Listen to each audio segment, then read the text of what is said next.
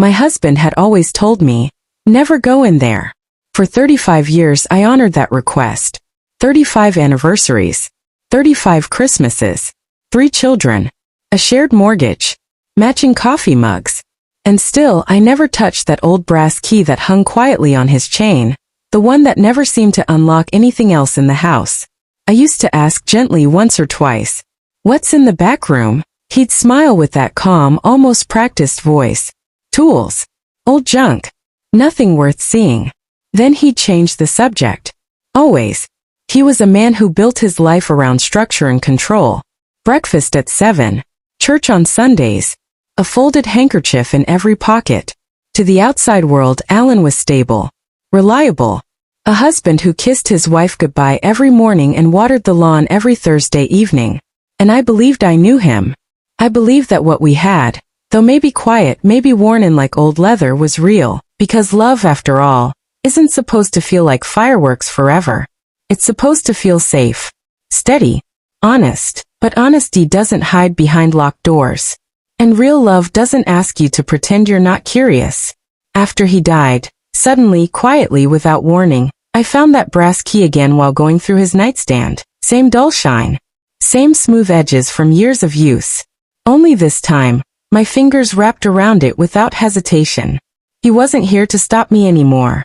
I waited until after the funeral. Until the casseroles stopped coming. Until the phone stopped ringing.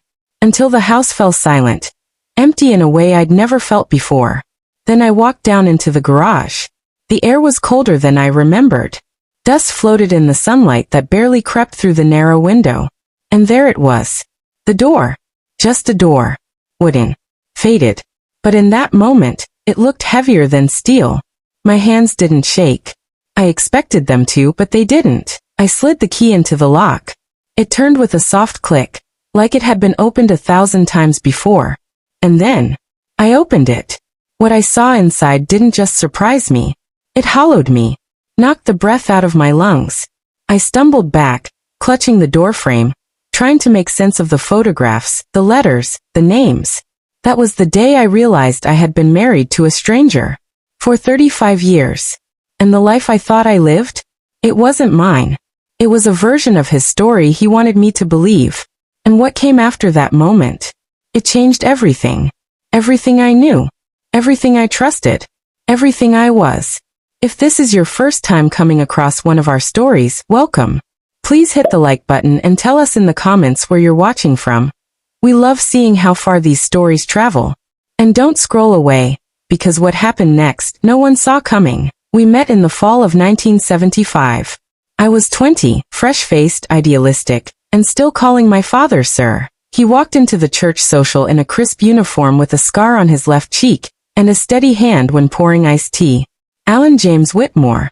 Everyone said he looked like Robert Redford, only quieter. He asked if he could walk me to my car, and before I even answered, he was already carrying my coat. We married the next year. There wasn't much romance in the planning. He believed in order, not extravagance. He said we didn't need a big wedding to prove something real. So we said our vows on a Wednesday morning, in the courthouse, my mother in pearls and him in dress blues. I moved into the modest brick house he'd inherited from his parents, and from the outside, our lives were simple, peaceful, and deeply normal. He built things. Cabinets, fences, a porch swing for the kids. I taught music part-time, and took care of the home. We had 3 children, Jason, Rachel, and baby Eli. Family photos lined the hallway, each year marked by Christmas cards and school plays. We hosted barbecues in the backyard, tended to the rose bushes in the spring, and watched the fireworks from the porch every July. We were the kind of couple people pointed to and said, "Now that's what marriage should look like." And for the longest time, I believed them. Alan was quiet but not cold. He didn't bring me flowers, but he made sure the car's oil was changed before I ever thought to ask. He wasn't the kind to say I love you out loud, but every night, the porch light was always left on for me. In 35 years he never raised his voice, not once.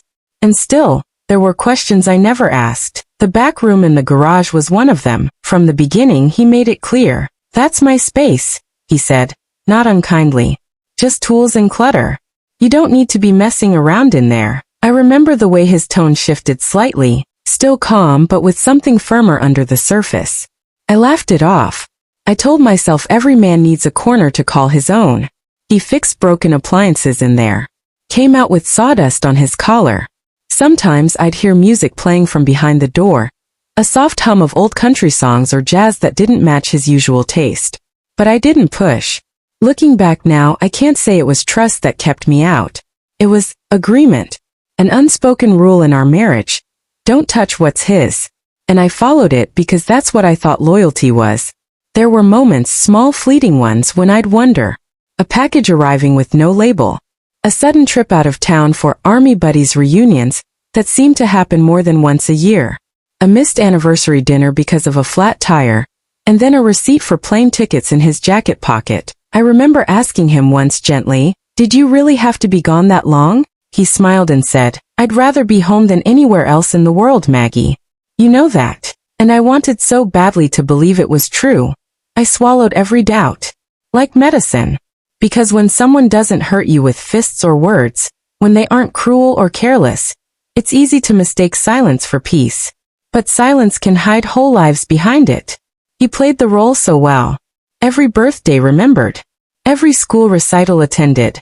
He built the treehouse in the backyard with his own hands. He painted our bedroom the soft green the first loved without me even asking.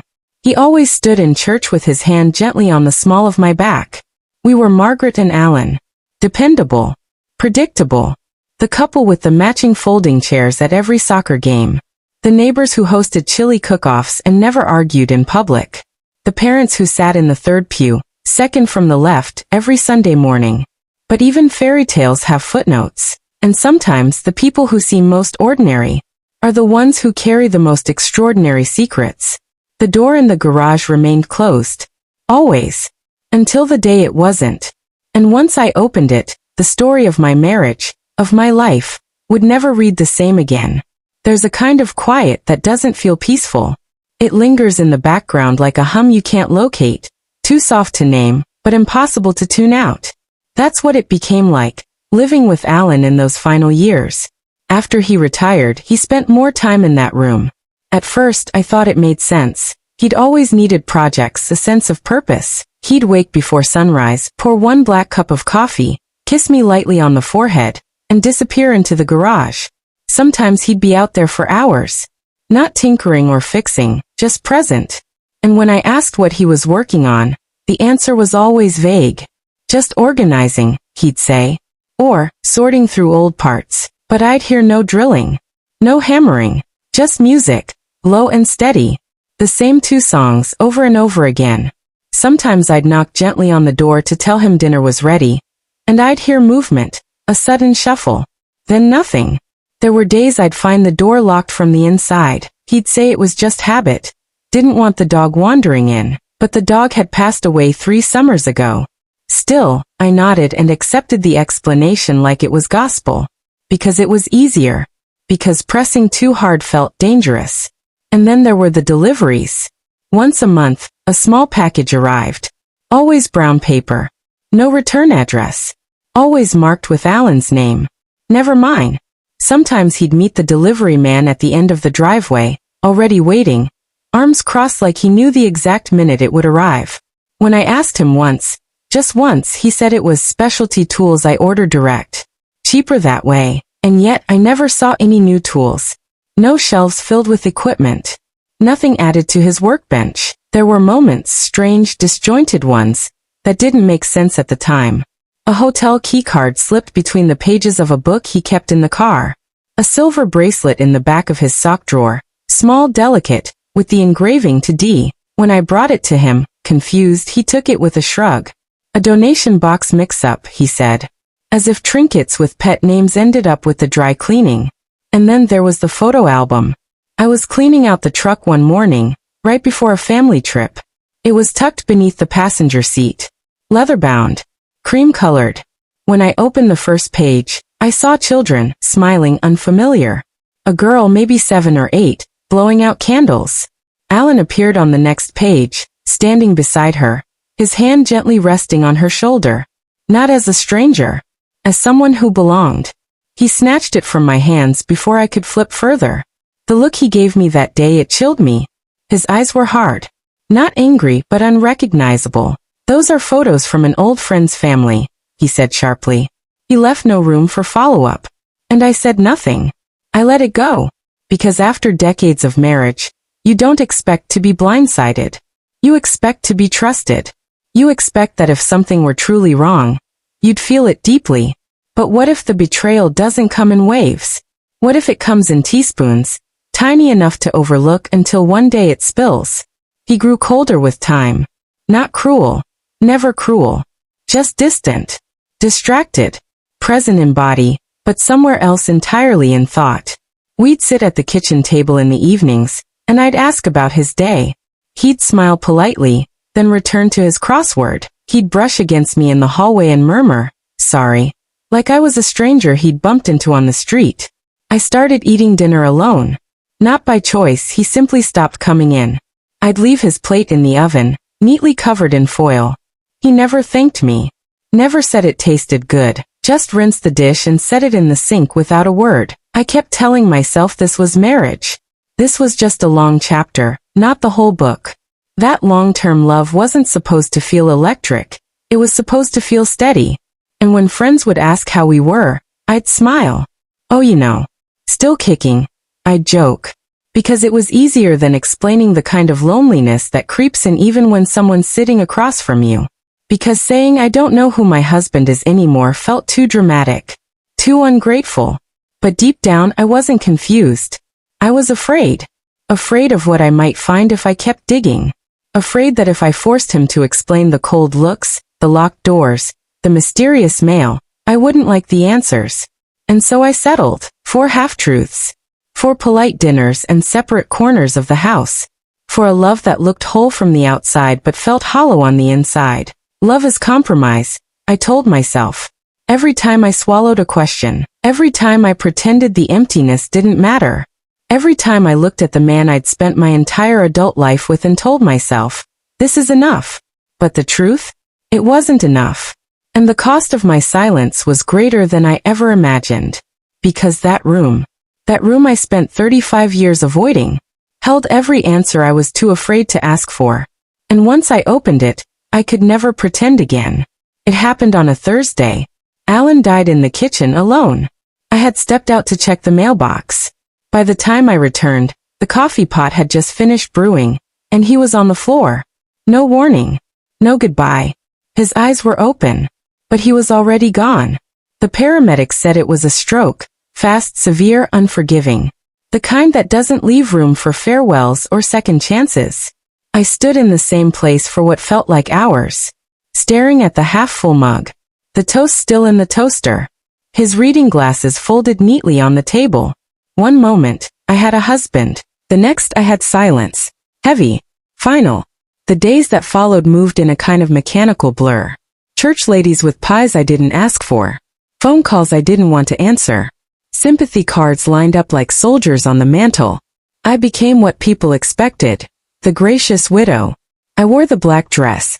I smiled through trembling lips. I thanked people for their kindness, nodded politely as they shared stories about the man they thought they knew. But while the house filled with casseroles and condolences, something inside me stayed still. Unmoved. Grief didn't come all at once. It hovered, careful, calculating, waiting for the house to empty. And then it did. The final guests left. The freezer was packed. The flowers had wilted. And I was alone. That's when I started cleaning. Not for order but for escape. I needed something to do with my hands. Something to silence the noise in my head. I moved from room to room, dusting memories, folding sweaters he'd never wear again. And then I reached his nightstand. Second drawer down. Where he kept the things he didn't use often, but never threw away. That's where I found the keyring. Old, scuffed, familiar. Except for one thing, one key I didn't recognize. It was thin silver, worn at the edges. Not to the front door. Not to the safe. Not to anything I could name. I held it in my palm and stared. It felt like holding a question. And I knew the answer was somewhere in that house. I stood in the hallway for a long time, just listening. To what I couldn't say. The house no longer breathed the way it once did. No hum of his footsteps. No muffled cough from the garage. Just stillness. That key. It was the one thing he never explained. And now there was no one left to explain it. The garage was darker than I remembered. The light flickered once before holding steady. I stepped inside and something changed. The air felt different. Denser. Almost like the walls themselves were watching. And there it was, the door, the one he always told me to leave alone. For 35 years, I'd passed it without hesitation. Now, I couldn't look away. I approached slowly, each step louder than the last. I could hear my own breathing. Not from fear, but from knowing that this moment mattered. I stood in front of the door, key in hand. I touched the knob. Cold. Unwelcoming. My fingers trembled. Not from nerves, but from something deeper. Something like recognition.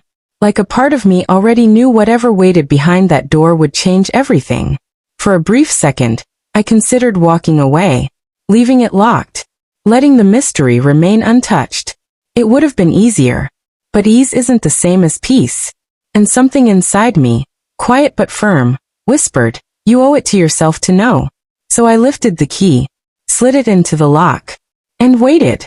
It turned with barely any resistance. A soft click. Like the door had been waiting all along. I closed my eyes, and opened it. The door opened without a sound. It was darker than I expected, windowless, enclosed, stale with the kind of air that hadn't been disturbed in years. My hand reached blindly for the switch just inside. A single bulb flickered overhead, slow at first, like it was reluctant to reveal what had been hidden for decades. At first glance, it looked like clutter. Stacks of paper, metal cabinets, folded boxes. But the longer I stood there, the more I saw something else. This wasn't chaos. It was curated. Everything was placed with purpose. Labeled. Preserved. Protected. I took a step forward. The floor creaked beneath me. To the left, 3 tall file cabinets, gray industrial, locked with small rusted latches. Next to them, plastic bins. Dozens of them, each one marked with black permanent marker. Dates. Names. Cities I'd never visited. And then, I turned to face the back wall. That's when the world stopped moving. Photos. Rows and rows of photos. Pinned, framed, taped, arranged like a shrine. At the center, a woman. Dark hair, soft eyes, a crooked smile that looked vaguely familiar. She appeared in every phase, young and glowing, older and wiser, standing beside birthday cakes and beaches, in hospital rooms and crowded kitchens. Next to her, a little girl, bright-eyed, long curls, always reaching for the woman's hand. They were everywhere. Not 1 or 2 snapshots. Hundreds. Some taken years ago, faded and yellowing. Others recent. Recent enough that I could see a school year dated just 3 months before Alan died. In one frame, Alan sat between them, arms draped around both, smiling, not the polite half-smile I'd seen for years, but fully, deeply. He looked like a man completely at home. I backed away. My hand grazed a desk to steady myself. It was covered in envelopes. Handwritten. Addressed in Alan's familiar, careful cursive. Each marked with the same return name. Dad. Not for Jason. Not for Rachel. Not for Eli. My fingers found one envelope with no seal. I opened it, cautiously, like touching it too fast might destroy me. To my real family. It began. I read the words over and over, not fully grasping them. He spoke of regret, but not the kind that begged for forgiveness. He described a life he chose, and another he endured. He said this other family gave him something I never could, truth, freedom, a sense of being seen. He called the little girl my second chance. Said she reminded him of the person he once was, before he learned how to fake contentment. The words sank like stones in my chest. Every sentence chipped away at the version of our marriage I had held on to. Every page confirmed what my heart had been afraid to name. This wasn't a fling. This wasn't a mistake. This was a life. A love he nurtured while sharing my dinner table, sleeping beside me, laughing at our children's wedding toasts. I opened drawers. More letters. Receipts for plane tickets to a town I'd never been to. Hotel bookings. School records. Even medical bills with his name listed under emergency contact. And then I found the second phone. tucked in a drawer beneath a stack of folded t-shirts I didn't recognize. It was off. Dead. But next to it a charger. A notepad with numbers and names, ones I'd never dialed, never heard in passing conversation. He kept everything. Every detail. Every memento. He wasn't trying to forget. He was preserving. A whole world he had built, protected, and treasured, without me. I sat on the floor, the cold concrete pressed against my knees. My breath came shallow. I felt smaller than I ever had in my life. Because I wasn't just mourning a man. I was mourning the story I thought we shared. I wanted to scream, but there was no one to hear me. The house was still. The garage held its breath. And somewhere in some other home, another woman was probably folding his old sweaters. Maybe the little girl, his daughter, was telling friends about her father. The one who sent birthday cards on time. The one who showed up. The one who loved her openly. I stood up slowly, careful not to touch anything else. Not because I was afraid of the truth, but because I already knew it. I had been married to a man who lived two lives. And somehow, neither one included the real me. The journals were hidden beneath a canvas duffel bag, zipped and heavy. Dust clung to the seams like even time itself had tried to bury them. Inside were 6 leather-bound notebooks neatly stacked, just years embossed on the spines. The earliest read, 1990. I hesitated before opening the first one, but something in me had shifted. Whatever illusions I'd clung to were already broken. I needed to understand the depth of what he'd done, and why. The first page was dated May 4th, 1990. His handwriting was unmistakable, precise, steady, confident. Met her at the Veterans Gala in Harrisburg. Vanessa. Something in her eyes stopped me cold. I stared at her name. Vanessa. Not a stranger anymore. The woman from the photographs. The center of the life I never knew existed. Each entry after that read like chapters of a life I was never invited to witness. They met again. And again. He spoke of her laughter, the way she challenged him. How she made him feel seen. It's not betrayal if the heart was already gone. That line burned. There were no apologies in those pages. Just admiration. Just longing. And eventually joy. Vanessa's pregnant. She's scared. I told her I'll be there, for her, for the baby. I stopped reading. Tears threatened. But I forced myself onward. The next notebook picked up years later. Emily's first steps today. She reached for me. He described her tiny hands, her first words. He wrote about her colds, her tantrums, her laughter echoing through their rented townhouse in Lancaster. I read about birthday parties I never knew he attended. He claimed to be at a military conference in St. Louis that week. But here he was describing balloons, a pink cake, a paper crown. He had been there. Every time I waved goodbye as he rolled his suitcase to the car. He wasn't going to help wounded veterans. He was going home to them. The third journal was filled with financial details. A meticulous list of deposits, withdrawals, gifts. 2 bank accounts, one in our name, the other in his alone. Separate statements. Hidden funds. He paid for Emily's private school, her braces, her college tuition. He even covered Vanessa's car and rent, year after year. And I never noticed. Or maybe I did. Maybe all those years of quiet tension, all those moments of feeling second, came from some deep instinct I kept silencing. Because asking the hard questions might have led me here sooner. One entry stuck to me like a bruise. Spent Thanksgiving with Vanessa's family this year. Told Margaret the base needed me. She cried. I hated that she still cries. I remember that Thanksgiving. How I made herb turkey for just me and Eli. How I left his plate warm in the oven, pretending he might walk through the door after all. He never did. That night, I cried into the kitchen sink. He knew. He wrote it down. And still he chose them. The last journal stopped abruptly, 3 months before his stroke. The final entry wasn't poetic or profound. Emily's thinking of getting married. Wants me to walk her down the aisle. No mention of us. No reflection on the life we built, the children we raised. His mind was already elsewhere. He'd carved out 2 existences, one under the sun, the other in the shadows. And he fed both like a man with 2 mouths and 1 heart. But somewhere along the way, I became background noise. Convenient. Predictable. Comfortable enough to ignore.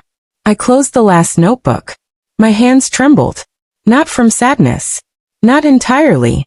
But from awakening. 35 years, and I never knew the full man I married. Only fragments. He had mastered the art of compartmentalization, of keeping his worlds neatly divided. And somehow, I had enabled that division. By never questioning. By choosing comfort over confrontation. By loving a version of him that wasn't complete. My entire marriage was a house built on selective silence, but now, the silence was mine to break. I looked around that room once more. The records, the photos, the second life, all neatly documented like a museum exhibit. And suddenly, I wasn't just a visitor anymore. I was a witness. To the truth, to the lies, to everything in between. The question wasn't whether I still loved him. It was whether I ever really knew him to begin with. And now that he was gone, I had only one thing left to do. Decide what to do with the truth he never intended me to find. I didn't sleep that night. The journals stayed beside me, a cold presence on the bed where he used to sleep. I thought I'd cried all I could. I was wrong. The next morning, I opened the bottom drawer of the file cabinet. Inside, a folder labeled Family Correspondence. His handwriting again. Slanted. Almost smug. At first, it was nothing unusual, birthday cards from our kids, old letters from Alan's brother in Atlanta. Then I found it. A printed email thread. The subject line read, Re Emily. The Cinder Jason. My son. My firstborn. The thread dated back 8 years. 8 years of knowing. Of pretending. Dad, she's nice. I get why you care about her. But this is wrong. Mom deserves the truth. Another email. I met her. She looks like me. She is my sister. I won't lie to Mom forever. There it was. Jason had met her. Emily. The girl in the photos. His half-sister. I kept reading. You always taught us to be honest. But this lie, this one's killing me. Alan's reply, typed imprecise. This doesn't concern your mother. I have everything under control. Let me handle it. Jason's last message in the thread was short. You're being a coward. I sat in silence for a long time. I remembered all the times Jason had seemed distracted. How he pulled away in his late 30s, just when I thought he'd start coming around more. The way he looked at his father during Sunday dinners. Wary. Wounded. And suddenly, so many memories rearranged themselves in my mind. The business trips Jason took with Alan, always just the two of them. The whispered conversations. The forced smiles. He knew. And he chose silence. I found more in that folder. A handwritten note from Jason, unsent. Mom, I hope you never find this. But if you do, I'm sorry. I was just trying to protect you. You didn't deserve any of it. The apology scratched at something raw inside me. I needed answers. Not more letters. Not more avoidance. That evening I called him. My voice didn't tremble. His did. Mom. His tone gave him away. He knew the call was coming. I read everything, I said. No small talk. No soft landing. He didn't deny it. Didn't even try. The silence on the other end was thick. I wanted to tell you so many times, he finally said, voice cracking. But every time I looked at you, I couldn't. You let me believe I was crazy, I whispered. I asked you once, remember?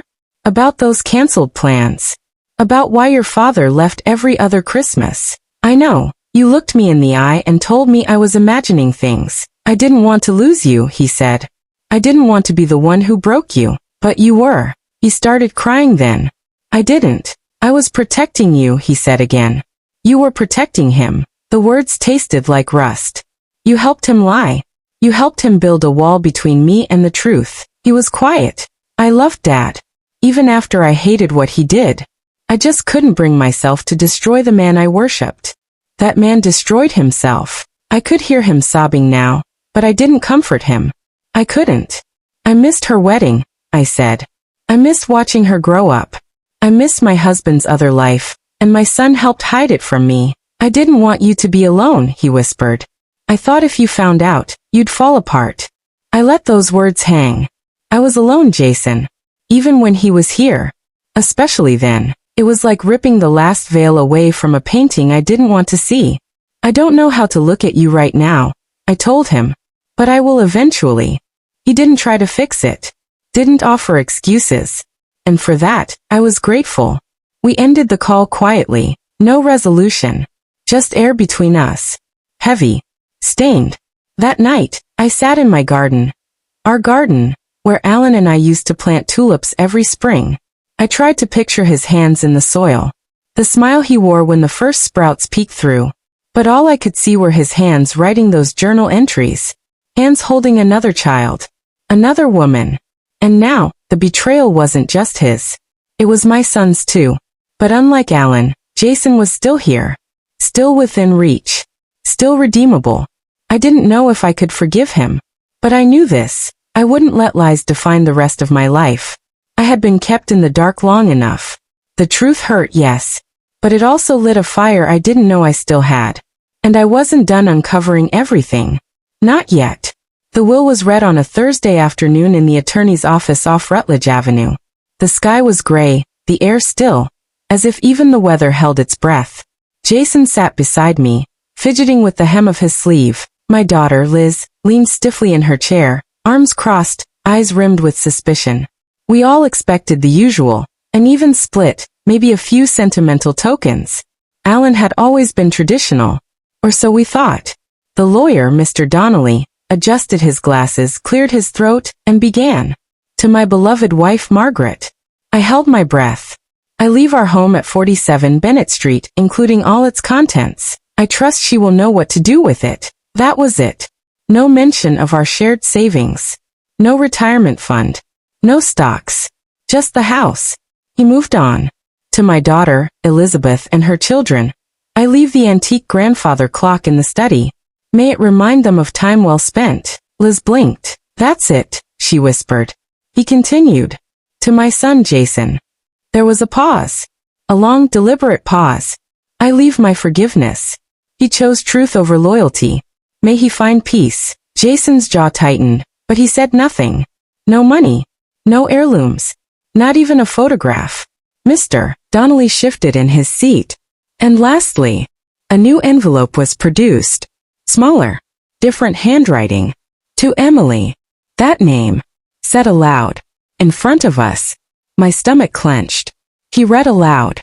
To Emily, my daughter, in every way that matters, I leave the remainder of my assets, savings, bonds, and the safety deposit box at First Palmetto Bank. I regret that we had to live in the shadows, but I hope this helps light your path forward. I love you. Jason stared at the table. Liz looked like she'd been slapped. I didn't move. Didn't speak. My blood was ice. I felt like I'd stepped into someone else's life. Some other woman's tragedy. He left her everything. The money we'd saved. The accounts we built together. Every deposit, every budget sacrifice, our frugal Thanksgivings, the vacations we skipped, the pension plan we talked about like a safety net. He gave it all to her. To Emily. A child I never held. A child who called my husband Dad in secret. And to me, a house filled with ghosts. I was stunned silent as we left the attorney's office. I barely heard Liz muttering behind me.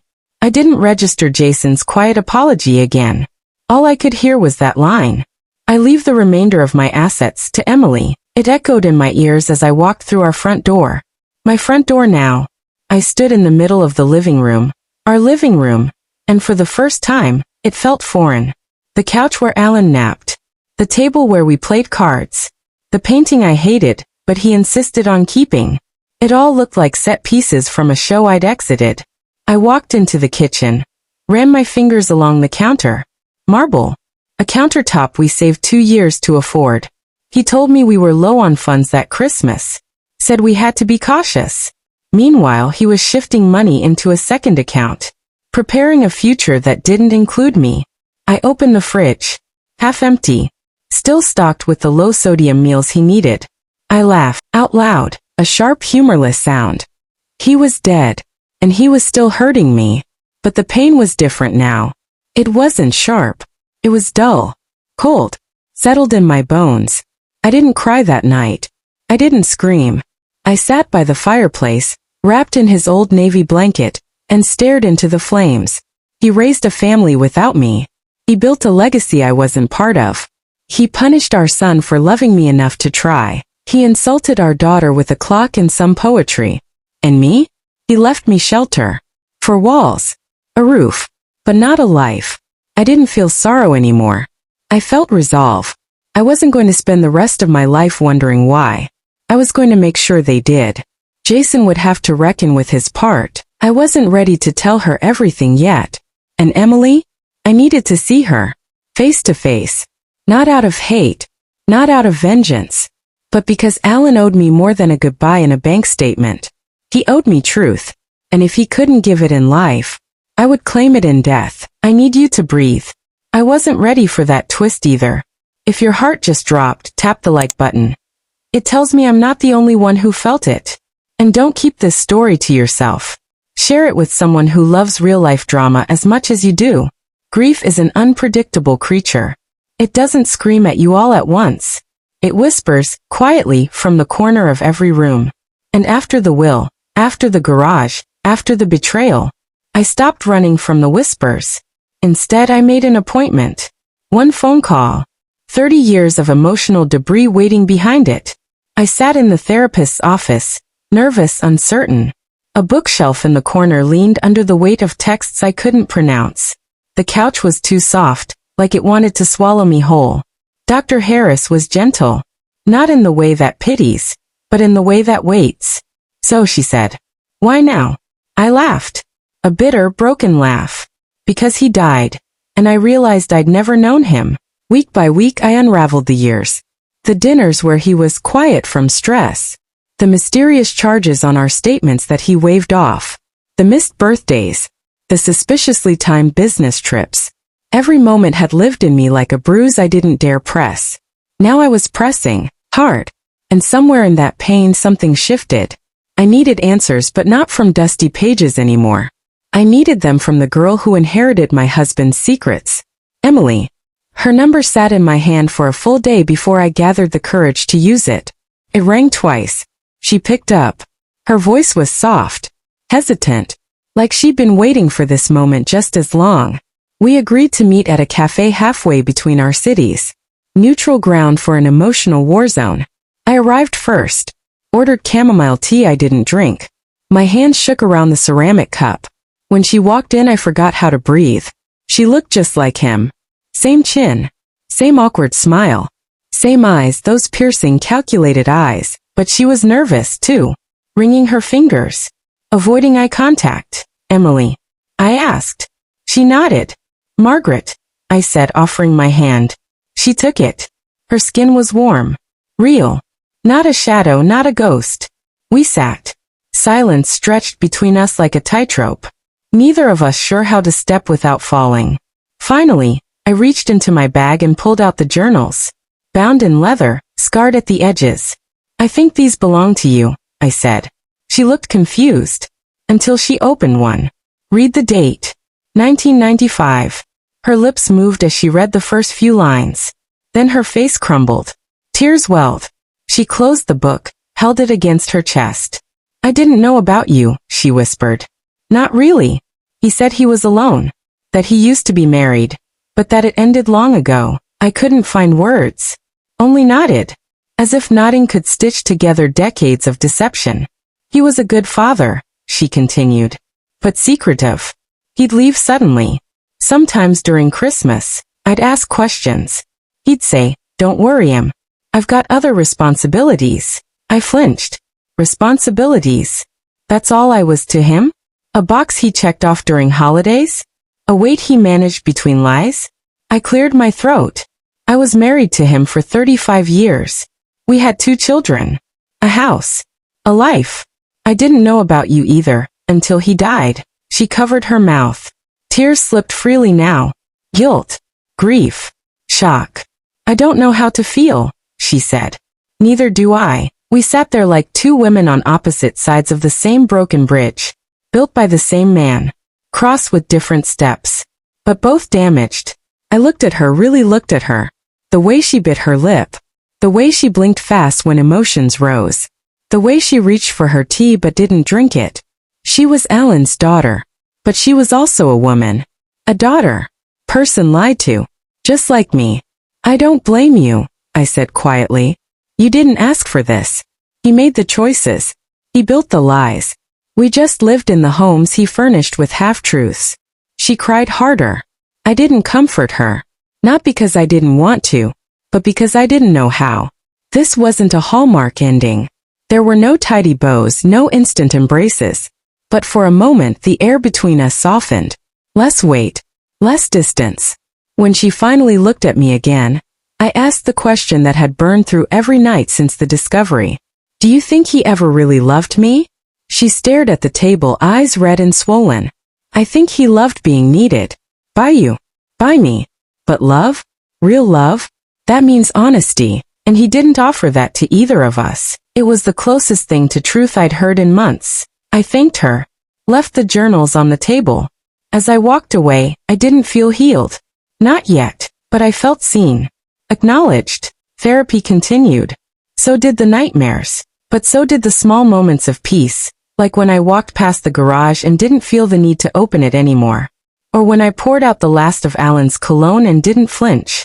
There were still days I wondered what part of my life had been real. But more often now, I asked a different question. What part of my life can I make real from now on? He left us all fractured. But in the rubble, I found my edges. And slowly, I began to rebuild. Revenge doesn't always arrive with broken windows and loud voices. Sometimes it walks in quietly, with a pen and a plan.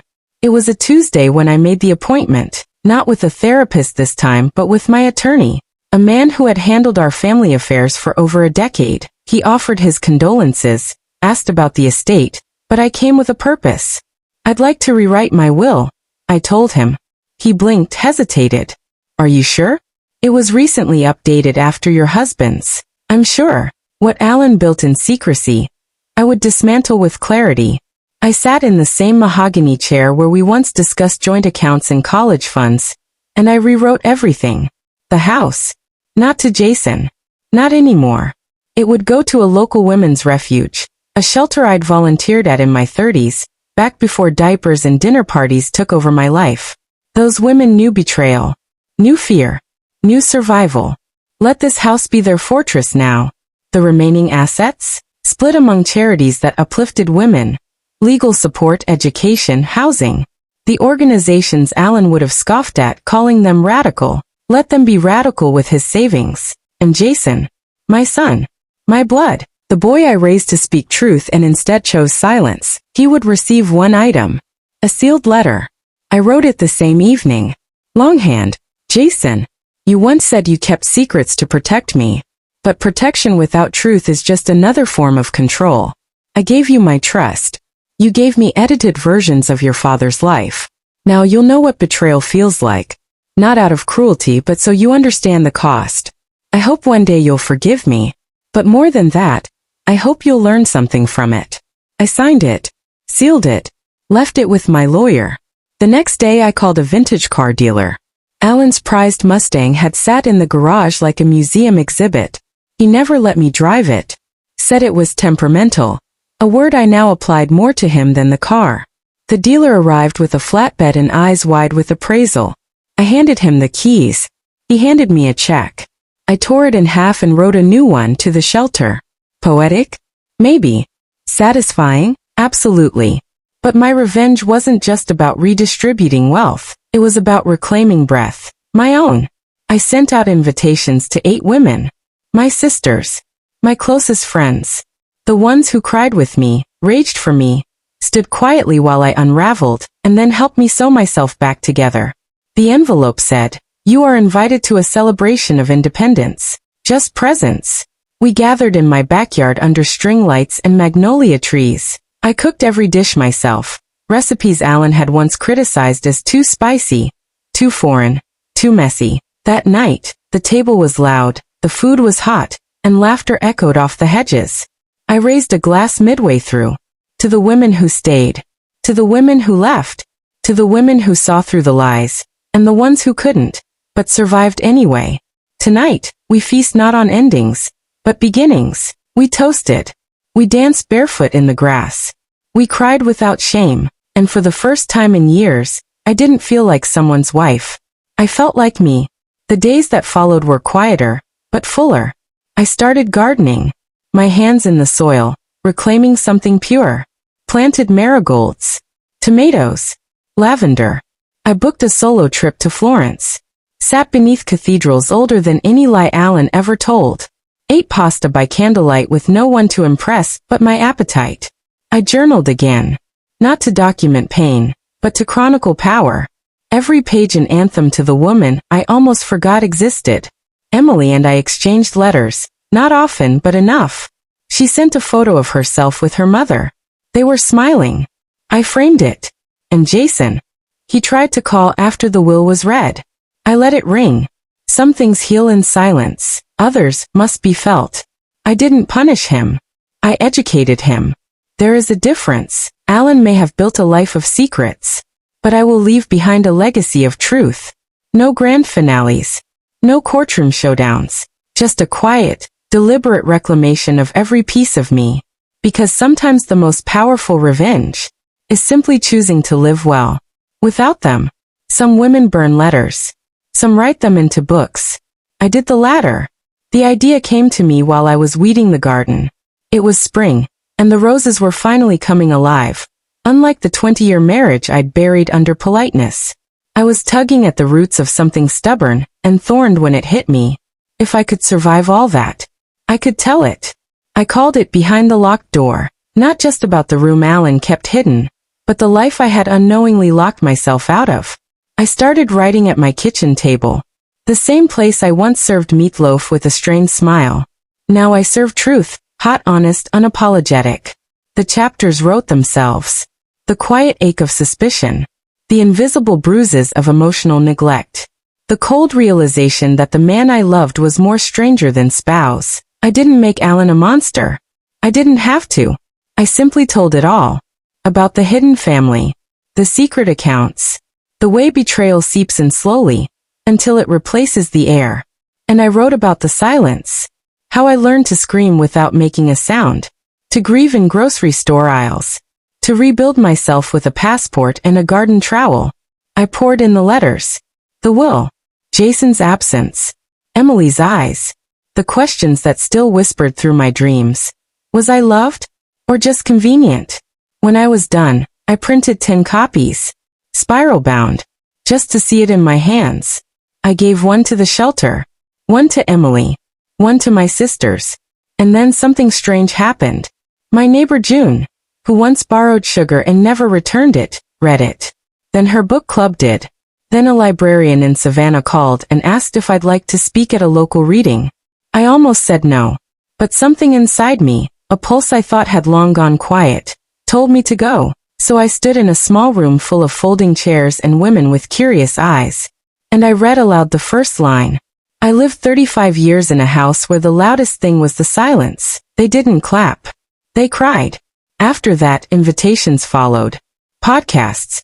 Small blogs. A local newspaper review that called it a soft-spoken earthquake of a memoir. One quote kept getting repeated. Posted. Tattooed on someone's arm, apparently. I never raised my voice. I raised my worth. I didn't write it to be catchy. I wrote it because it was true. And in telling it, I finally understood something. I wasn't broken. I was cracked open. So the light could get in. The final scene of my life, if anyone ever asks, doesn't happen at a podium or a book launch. It happens on a quiet beach. No makeup. No performance. Just waves and salt and peace. I walk alone barefoot, carrying nothing. Not bitterness. Not regret. The tide rolls in, washes away footprints that once belonged to a version of me who stayed quiet. Who dimmed her light. Who waited for truth that never came. She's gone now. In her place stands a woman who outlived the lies. And then told her own story louder than anyone expected. And that was how I took back my power without raising my voice. If this ending gave you chills or left you speechless, hit subscribe and turn on the notification bell, because my next story might just be even wilder. And please drop a comment below. I read every single one.